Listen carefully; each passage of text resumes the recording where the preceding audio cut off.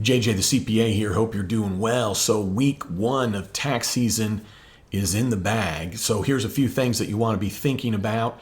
I'm going to be doing a weekly video keeping us abreast of what is going on through tax season of 2023. Also, I'll be doing a live show, which will be for Q&A from you. So you got to be checking out that. And I'm going to plug it. I've got a couple of seminars. One is a boot camp for tax season 2023 that you need to check out. So coming up now is the January 17th deadline to pay in fourth quarter estimated tax payments for 2022. So if you're going to owe over $1,000 and you didn't meet the safe harbor, well, then you need to pay that in. I'm going to put a link in the body of this video for more details related to that. Also coming up, due at the end of January for small business owners. Pay attention, self-employed, this applies to you as well, but if you paid somebody over $600 out of your business, then you may need to send them a Form 1099 NEC or 1099 miscellaneous. Those need to be sent to that recipient on or before January 31st for any of those payments that were made in 2022. Now, if you personally paid somebody, you're not writing it off, it's not related to your business, there is no requirement to send a Form 1099. Now, for those that are sending out a Form 1099 NEC, stands for non-employee compensation. Not only do you have to get the Form 1099 to that recipient by January 31st, but you also need to file with the IRS the Form 1096 transmittal with a copy of all the 1099s that you sent by January 31st. Now, if you're filing a Form 1099 miscellaneous, again, the recipient has to get it by the end of January, but you do have until the end of February to get that filed with the IRS.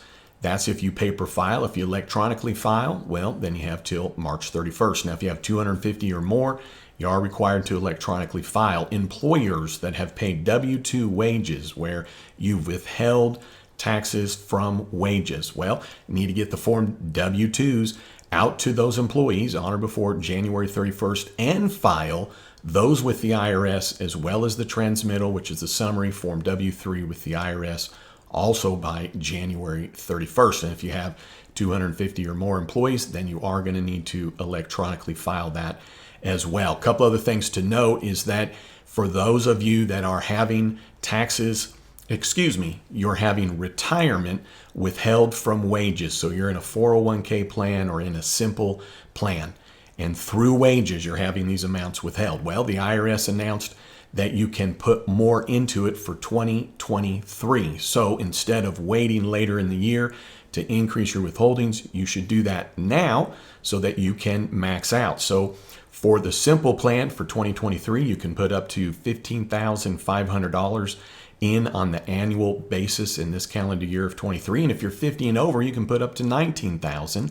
For the 401k, you can put up to $22,500, and if you're 50 and over, you can put up to $30,000. Now, the IRS has come out with a lot of announcements, and of course, you can find it right at irs.gov and look at their news section, which is something you should look at regularly. A couple of things to note: with a Form 1099-K, the IRS has relaxed those requirements and has not implemented at this time and has delayed the requirement that Form 1099-K would have to be sent out to those that were paid at least $600. So what we're dealing with now is the rule as though it was before. So a 1099-K will go out if you are the recipient of more than 200 transactions and 20,000 or more in amounts that were ran through. That's typically for the credit card companies that have been collecting payments on behalf of your company from your customers. So relaxation on the Form 1099-K, which is good news to most. With this also being said, for 2023, the IRS has announced the new standard mileage rate. It is 65.5 cents for business miles in 2023. You do want to note what the mileage rate is for 22 because you want to make sure that you're writing that off where applicable on your 22 tax return. First 6 months of 22, it's 58.5 cents a mile. For the last 6 months of 2022, it's 62.5 cents a mile. Now, I've been throwing up some slides. These come from the seminars that I'm doing. So if you'd like to have something that's much more in detail and actually get a copy of what I'm providing, well, then check out my seminars. Also, prepare now to max out your IRA or Roth IRA for 2022. That's right, you heard it right. You have until April 18th of 2023 to put money in and have it count towards 2022. Now, for 2022, you can put up to $6,000 into either a Roth IRA or traditional IRA.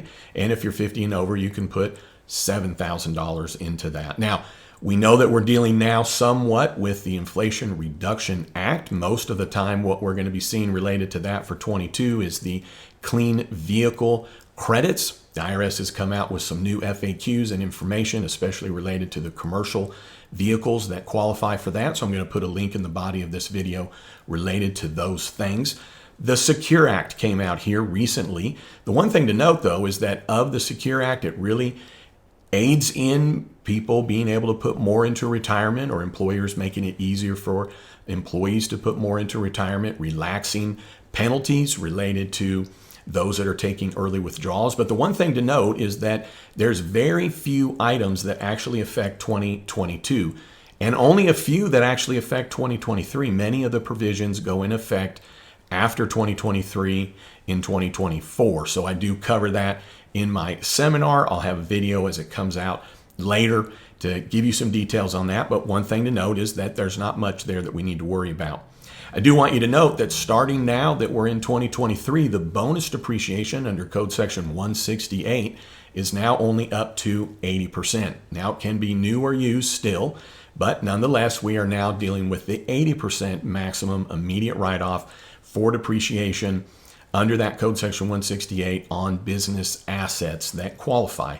Also in 2023, meals, business meals that is now again only deductible to the extent of 50%. In 2021 and in 2022, we can deduct 100% of business meals. So be mindful of that when you're preparing your 2022 tax return, that for last year, still 100%, but now as we move forward, we are back to that 50%. Also, those tax pros, the IRS has come out with some additional information, guidance related to research and experimental expenses.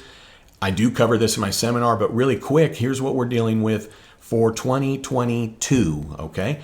It is no longer something that you can expense on research and experimental expenses. It is something that has to be amortized over 5 years, and regardless of when that expense is incurred or spent throughout the year, you will amortize it over 5 years using the midpoint of the year as the start date for the amortization, and you do not have to wait any longer for that research and experimental expenses to yield any income. So you can start to amortize it in the year that it was spent for cash basis, incurred for accrual. And I'm going to give you a link related to that to the IRS. Also, as indicated, the IRS has a number of provisions that they've provided related to the electric vehicle or hybrid vehicle. I'm going to give you a link to those as well. And again, you can find all these things on irs.gov, just making it simple and putting it in the body here. But know this, that went into effect on August 16th of 2022. And so if you did get a vehicle on or after that date, you need to be mindful of what the rules are as it relates to that. But the IRS has done a great job in putting together information for you. Now, one of the things I want you to note is that, and I do cover it in my seminar, the IRS has a way that you can go to the manufacturer and the actual type of that vehicle to look it up specifically. So if you're looking to get one of those moving forward, now it's a $7,500 max credit on new. They have introduced a used tax credit that's under the Inflation Reduction Act. It does have to be on a vehicle that is more than 2 model years. Now, I wanted you to note this, that if you are buying an SUV or truck over 6,000 pounds GVWR, well, then if that costs over a certain dollar amount, you're not going to be able to get the credit. If it's 6,000 pounds or less, it's over a certain dollar amount, you're not going to be able to get the credit. Why didn't I give you the dollar amount? Well, I did flash it up, but it is probably something that will change over time. The other thing I want you to note is that if you make too much money, you don't get these credits. Why am I mentioning this to you? Well, you want to be mindful of, well, how much money do I make and am I going to get the credit? And if I buy something that costs above what's allowed, am I going to get the credit? Also, for those businesses that are buying these vehicles that qualify for those credits, if you are depreciating that vehicle as well, make sure that you are reducing down the basis that is allowed for that depreciation. And by the way, if you know that the owner may not qualify for that credit, well, then you may not want to take advantage of it. I do cover this in my seminar. IRS has also relaxed here recently the reporting that's required for the brokers that track digital assets, cryptocurrency, if you will. So still will have to get information from those brokers. They do have until February 15th, like other brokers, to provide that information. The gross proceeds, it looks as though there's going to be a relaxation related to the reporting on the basis related to digital assets, as the IRS is calling that. Energy efficient home improvements and residential expenditures. The IRS has come out with a whole list of that. I don't think you should get too excited over it, although it's all good. Many of those have lifetime limits or maximums of $1,500. So take a look at the link that I'm giving to you related to that. Also, the IRS reminds us there's a retirement savers credit. So for those that maybe are just starting out or didn't have a great year, sorry to hear that, you might be able to take advantage of this. So I'm going to give you a link related to that. So 1 week, here we are, tax season. The big thing I want you to note here is that you should be starting to get information, documents from third parties. With that being said, I've got a checklist. You don't have to do anything for it. I'll give you a link in the body of this video to go to my website. You don't have to give me an email for it. And I've just given you a one-page summary of the traditional and major documents that you get from third parties. You should have really all of those by the end of January, if not the 1st of February, other than your annual statement for those that have investments and are getting gross proceeds and interest and dividends. Those come out mid-February. But here's my point. There's really no reason that you should be delaying getting your documents to your tax preparer as soon as possible. Get there in front of the line. Don't wait for all of your tax documents to come in. Also, for small business owners, what you want to make sure is that when you're tying down your books, that means your financials for 2022, make sure that you don't have outstanding deposits that in essence would be false income. You don't want to pay tax on income that's just a mistake. So make sure you don't have outstanding deposits in your bank reconciliations, and it goes the same for expenses. So if you have checks that you wrote deep into 2022 and they haven't cleared yet, well, is that something that's ever going to clear? Is it an expense? Make sure you're only writing off the correct amount of expenditures there.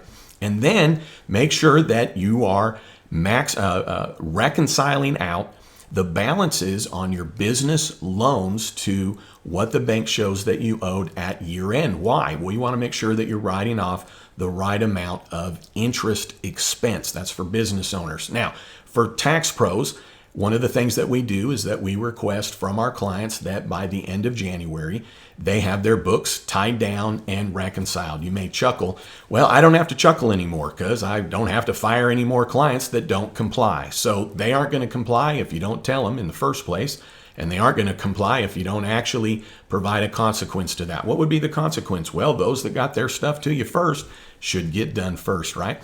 Also, tax pros, let your clients know now that you need all of the individual tax documents by the end of February. Every client should have it by then.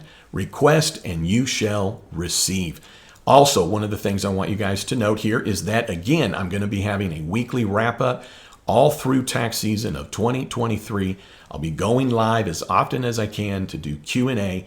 I've got a boot camp seminar that you can check out. Now, if you've missed the live presentation of that, after I present it live, I will be allowing you to basically buy the seminar and all the materials and the links that go on to the boot camp for tax season 2023. So with that, here we go, off and running. How many days are left?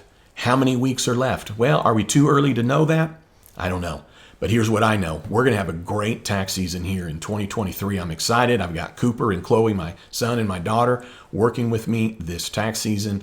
And I've got a great team. Alona and I are ready to rock. Amanda is helping on all the side related to the social media and going live. So I've got a great team. I'm excited. I've lost 36 pounds since about the 1st of September.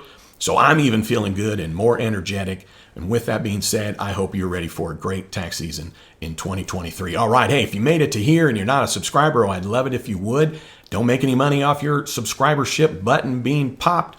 but it tells me that I'm putting together good content and you don't want to miss videos that are coming out in the future. If you liked what you heard, also wouldn't mind a thumbs up if you made it to here. I'm assuming it provided some value. All right, hey, thanks for tuning in. I'd love it if you'd subscribe, and then don't you ever forget, you've never met a CPA quite like me. All right, see you at the lives. JJ, the CPA is here. Let's go, let's go. Yeah, yeah. Money, money, money, money. You know what it be. Tell them all I do is work. Cause money never sleeps. You never met a CPA.